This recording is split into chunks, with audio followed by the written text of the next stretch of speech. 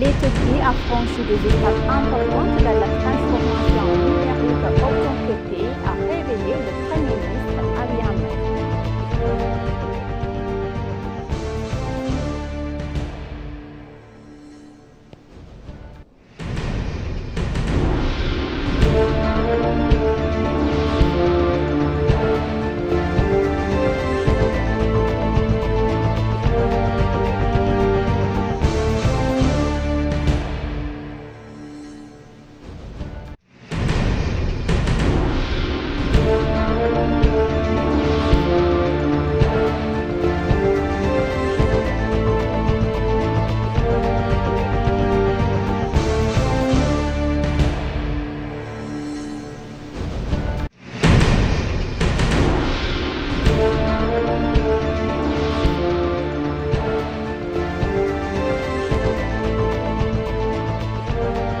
Bonjour chers téléspectateurs et bienvenue sur ABC, c'est moi Samret Godadao avec du mercredi 27 mars 2024. Restez avec nous. Depuis le début de notre parcours de transformation numérique, nous avons franchi des étapes importantes autocopées selon le Premier ministre Abiy Ahmed. Le Premier ministre Abiy Ahmed a annoncé sur sa page de réseaux sociaux que Digital Ethiopia 2025 nous a permis de nous responsabiliser grâce à l'économie numérique en apportant un soutien aux personnes créatives et en créant des conditions propices au voyage numérique. L'examen à mi-parcours d'hier nous a permis l'occasion d'examiner le défi et de célébrer les succès de notre parcours, a-t-il ajouté. Dans son explication, le Premier ministre Abiy Ahmed a déclaré que Digital Ethiopia 2025, né du cadre du programme de transformation autochtone de l'Éthiopie, du plan national décennal, du plan d'objectifs de développement durable et de la stratégie de transformation numérique continentale de l'Union africaine, vise à créer une économie basée sur l'innovation et les connaissances en Éthiopie. Au cours de la même discussion, le Premier ministre Abiy Ahmed a souligné la manière de tout s'est déroulée l'aventure numérique de l'Éthiopie.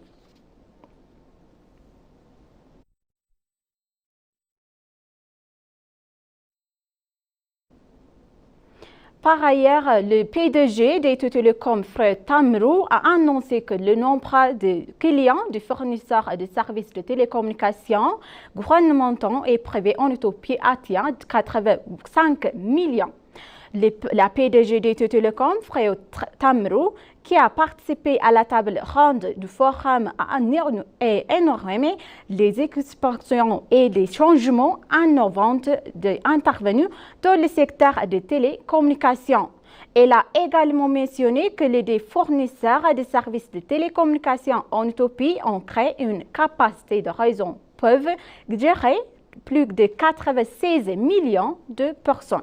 Pour sa part, le directeur en chef de l'Institut éthiopien d'intelligence artificielle, ingénieur Worku Gashena, a énuméré les activités menées pour que l'intelligence artificielle joue un rôle dans le développement économique de l'Éthiopie. Il a mentionné que pour réaliser Digital Ethiopia 2025, divers travaux sont en cours dans le secteur de la santé, de la ville intelligente, de la présentation de services et de facilités et de la justice. Tigst Ahmed, directrice de la gestion de la sécurité et des réseaux information, a révélé qu'en plus de faire digital éthiopien une réalité, une attention particulière est portée à la cybersécurité.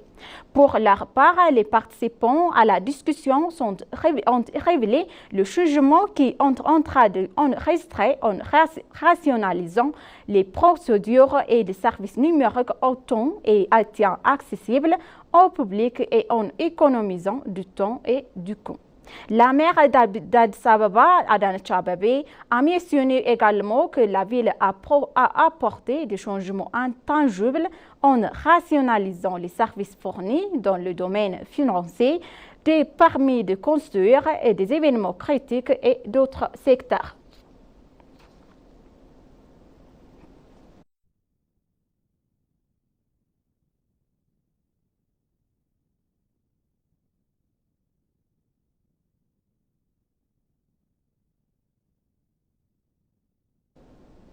L'ambassadeur Misganou Araga et des affaires étrangères d'États étrangers a eu des discussions approfondies sur des questions de relations bilatérales et les questions d'intérêt commun avec Anne Awi Wixi, secrétaire adjoint du Bureau des opérations de conflit et de stabilisation du département d'État américain dans son bureau. Les deux responsables ont souligné les relations bilatérales et de longue date entre les deux pays et l'importance de revoir l'engagement bilatéral pour élargir la coopération économique. Au cours de la discussion sur l'actualité, le ministre d'État des Affaires étrangères, Misganou Araga, et la secrétaire adjointe ont partagé leur point de vue sur la mise en œuvre de Shoah, l'assistance offerte par le gouvernement fédéral et aux personnes touchées par les conflits récents. L'ambassadeur Misganou a exprimé l'engagement du gouvernement fédéral et donné la priorité au dialogue pacifique à différents niveaux afin de renforcer la paix et la stabilité. Anne a salué également les progrès significatifs réalisés par le gouvernement fédéral éthiopien dans la mise en œuvre de la Shoah et l'annoncement du processus de justice internationale. Elle a également affirmé l'engagement du gouvernement américain à soutenir les procédures de DDR et a collaboré étroitement avec l'Éthiopie pour offrir une assistance technique et diplomatique afin de parvenir à une résolution pacifique et durable.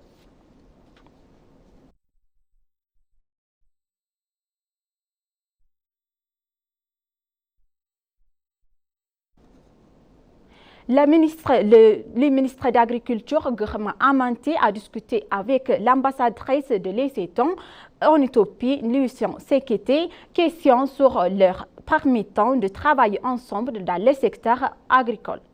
Au cours de la discussion, le ministère a révélé que le gouvernement accorde une grande attention au secteur agricole au cours des 5 dernières années et travaille à moderniser le secteur selon le ministère d'Agriculture.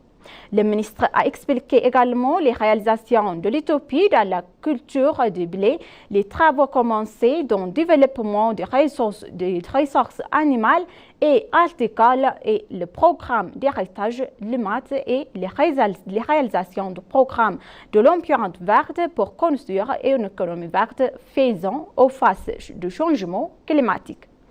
Il a ajouté que les phases du programme de plantation de l'empreinte verte, 50 millions de jeunes arbres devraient être plantés. Le Premier ministre Abiy Ahmed a révélé que le prix agricole qui lui était décerné par l'Organisation mondiale de l'alimentation et de l'agriculture FAO est l'un des exemples de ces réalisations dans le secteur agricole. L'ambassadrice de l'Éthiopie en Éthiopie, l'histoire est appelée qu'il y a de 16 ans que le Séton était l'un des pays connus pour sa production de blé en Afrique. En outre, elle a exprimé que le désir du gouvernement de l'Éthiopie de travailler avec l'Éthiopie dans le secteur agricole.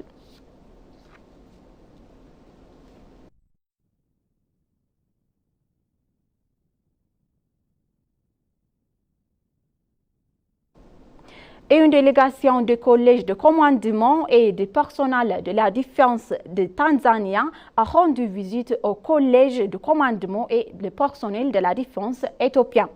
Il a été noté que la délégation de visiteurs comprenait des officiers militaires de 12 pays et des dirigeants du personnel du collège. Le commandant ajoute aux collègues de le commandement et du personnel de la défense et colonel pour l'éducation et la formation, Taraf Djurison, a expliqué que cette visite renforcerait la coopération militaire entre les deux pays amis.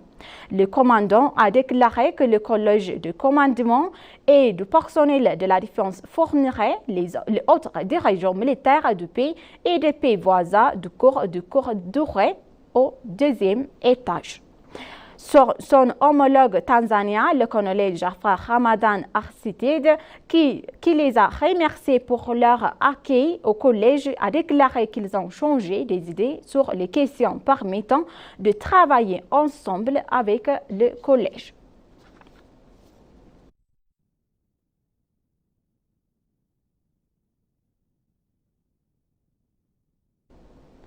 La GES est une société allemande de coopération internationale à récompenser les innovateurs et pour leur contribution à la promotion de la mécanisation agricole pour les petits exploitants agricoles en Éthiopie. Ainsi, la GES va remettre plus de 303 millions de beurre qui permettront de réaliser quelques 11 projets innovants dans le secteur agricole vital pour l'économie et la société éthiopienne en garantissant près de moitié de PIB. Le prix vise à créer un environnement favorable permettant à ces innovateurs de concrétiser leurs idées en améliorant les conditions cadres et en renforçant les mécanismes agricoles dans ce pays d'Afrique de l'Est. En outre, la stratégie nationale de mécanisation agricole envisage d'éradiquer la pauvreté, de créer des emplois, d'assurer la sécurité alimentaire, de remplacer les produits importés au niveau national et de promouvoir le PME. On sait que le gouvernement éthiopien s'est lancé actuellement dans l'adoption de solutions de mécanisation agricole comme moyen d'augmenter durablement et de productivité agricole afin d'obtenir une production excédentaire dans tous les pays.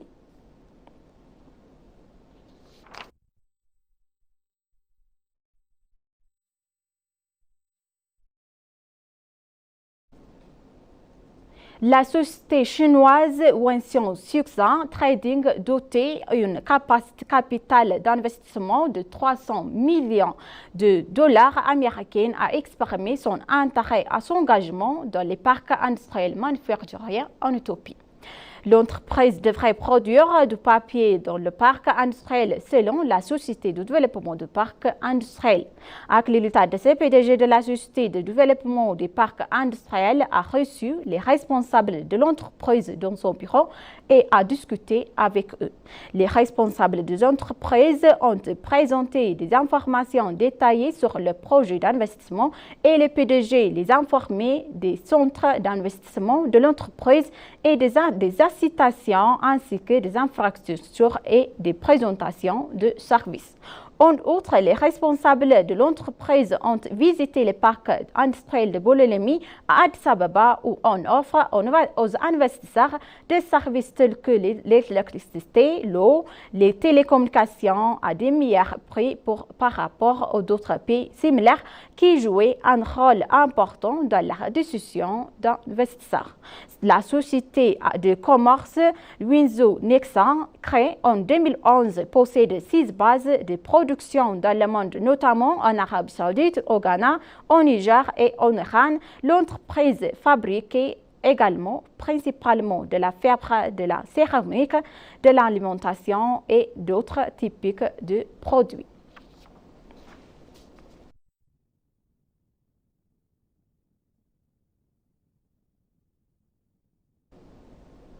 L'Organisation internationale de la francophonie et le CIRA, l'UNESCO collaborent pour célébrer la Journée internationale de la langue française 2024 le 20 mars à Alicia.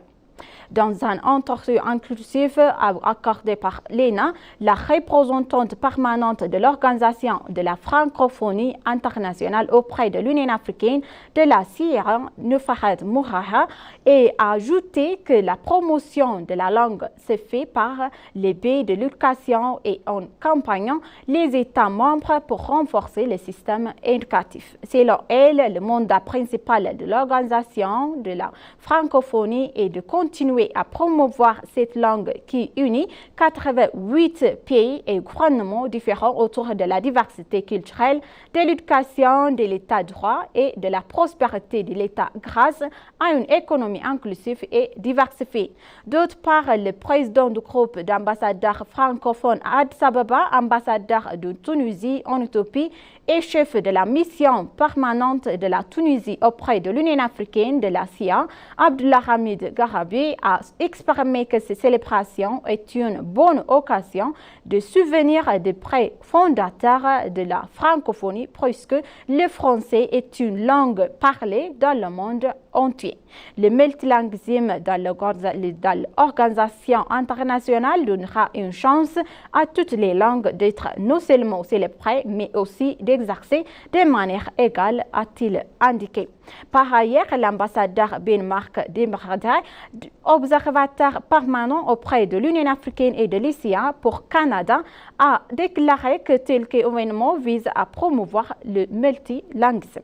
Il a ajouté que la capacité à parler plusieurs langues est une grande réussite car c'est non seulement une forme de coopération des autres, mais aussi une forme de solidarité, de diversité du monde et qu'elle devrait être davantage encouragée.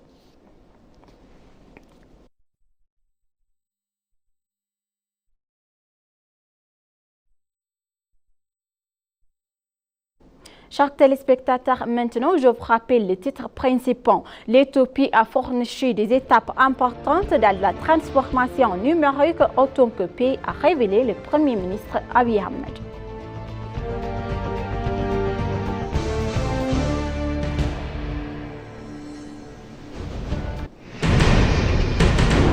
Chers téléspectateurs, merci d'être avec nous jusqu'à la fin de notre programme. Donc, je vous souhaite une bonne journée.